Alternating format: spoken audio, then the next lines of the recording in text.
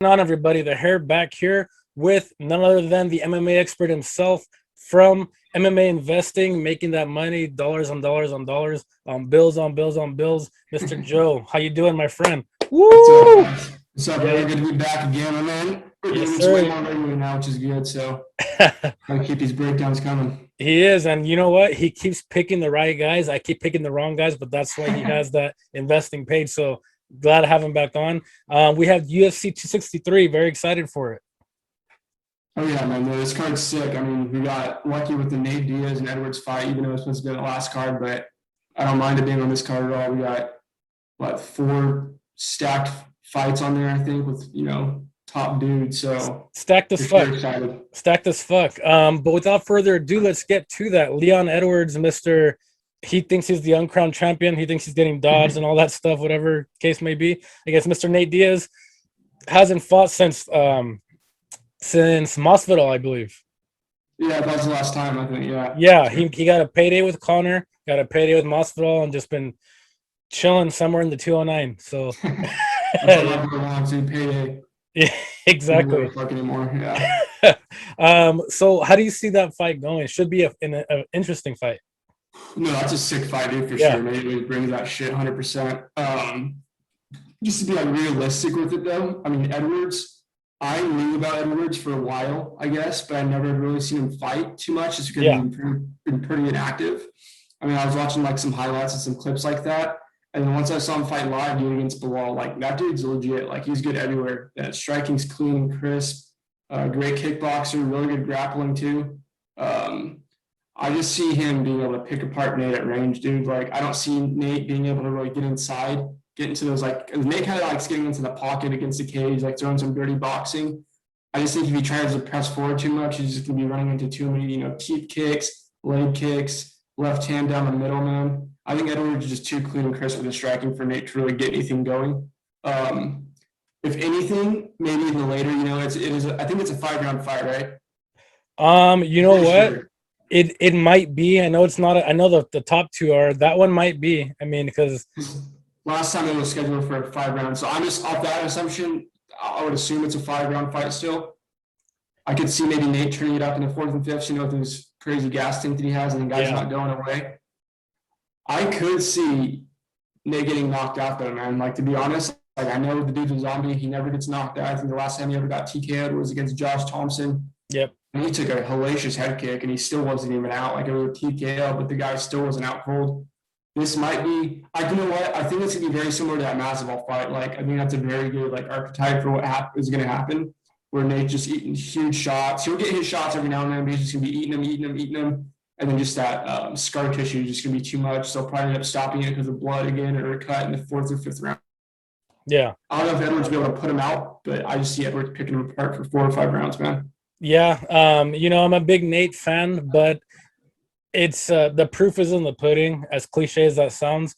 If somebody sneezes hard enough in the arena, he's gonna bleed. You know what I mean? Exactly. And then even though Leon hasn't been super active, the last fight he did have, he looked good. He is precise. He is pristine. Being off that long, bro, I don't think it's good. I know Dominic Cruz said ring rust isn't real, but to an extent, it has to be a little bit. You know what I mean?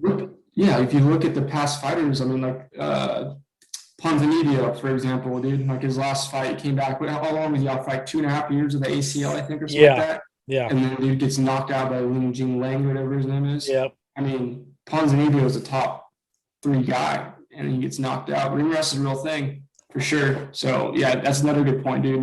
Nate being out that long is not good at all. It's not, and I really don't see any way Nate wins. I think he's gonna get bloodied up real early too.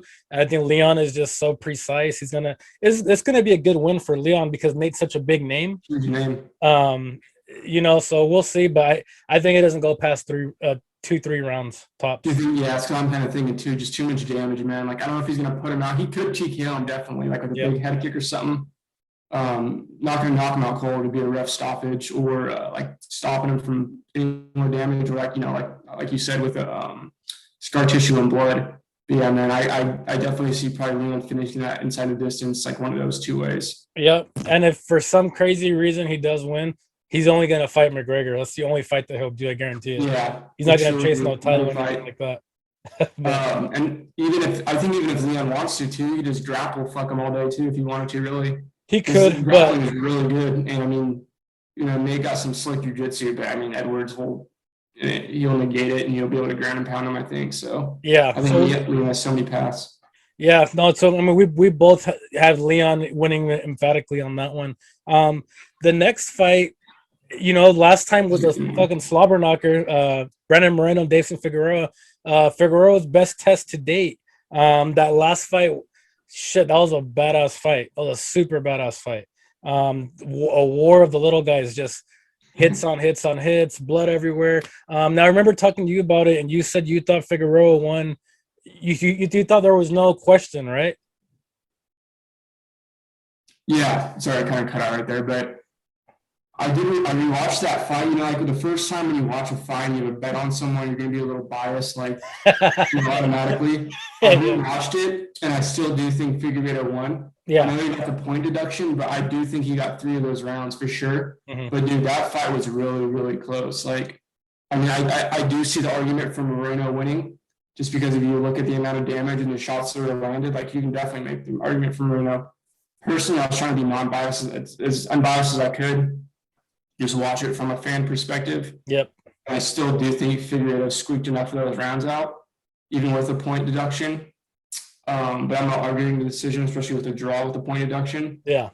But man, like Moreno's freaking good, and he took took shots. But the thing is, I really think this is gonna be a big factor, and I don't know how many people are talking about it, but Figueirdo cuts a lot of weight. Yep. And Figueirdo had to cut a lot of weight 2 times in a row in 2 weeks, I think it was, pretty much. Mm-hmm. And that's super draining on your body. He already doesn't have the greatest gas tank. I mean, it's starting to get better. Like there's kind of this narrative that Figueirdo doesn't have a good gas tank, but I think he kind of proved otherwise. Yeah. But he was starting to slow down in those 3rd, 4th, 5th rounds. Like he didn't have the same, pop and the same energy, I guess. He's still good. But I think that him not having to cut that weight so, consecutively so fast like that, two times in 2 weeks or whatever it was, is going to play a big factor. And to be honest, I don't know if Figueirdo can finish that dude, man. I think he's just one of those Mexican warriors, just crazy chin dude. Like, to be real, I mean, like the nationality thing is huge. Like you look at Hawaiians and, like Mexican dudes, like, Dagestanis, like they're different, man. They're built different. So I don't know, man. Bro, that's why my head is so big, bro. I think I can take damage too. I'm serious, dude. You gotta get some bar fights, dude. Yeah. Now look at dude. The Mexican in me for sure. I was like, oh, Moreno. You know what I mean? But if I'm being real honest too, Moreno, I think he took the harder damage. I think Figueroa hit him a lot harder than Moreno hit Figueroa. There was times that, yes, Moreno has that warrior Mexican spirit. Bro, he was really, really dazed. He just had that warrior spirit to keep him up. But Figueroa hit him with some bombs, super bombs, dude. If Brandon would need to put on a clinic and to hit him a lot more than Figueroa hits him, it's just the beating he took that night, dude. And he was just he was throwing shots while he was kind of punch drunk and landing him on Figueroa.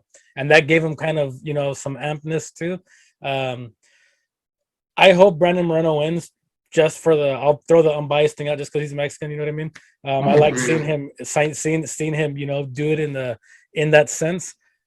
It's just, if I'm a betting man, MMA investing, if I'm a betting man, I would probably head towards Figueroa because he hit him so damn hard. And I don't know if Moreno's going to take those shots again like he did. Exactly, man. Like, I do think, to your point, I think Moreno's, just to kind of sum this up quickly, I think that Moreno's best shot to beat Figgy was the last fight because Figgy had to cut that weight. Yeah. I know it was a quick fight with Perez, but that was his best chance to beat him. And Figgy has an insane chin too. He took some hellacious shots from Moreno as well. Did.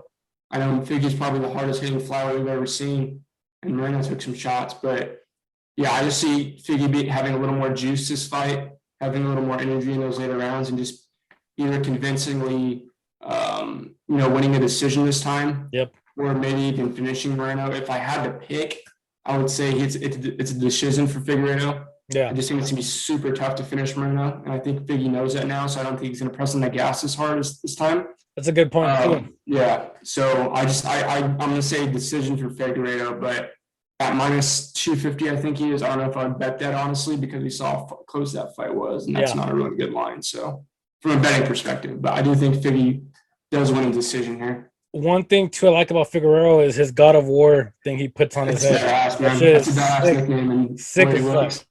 Yeah. No, he's sick. He's dope. Yeah. No, I like that a lot.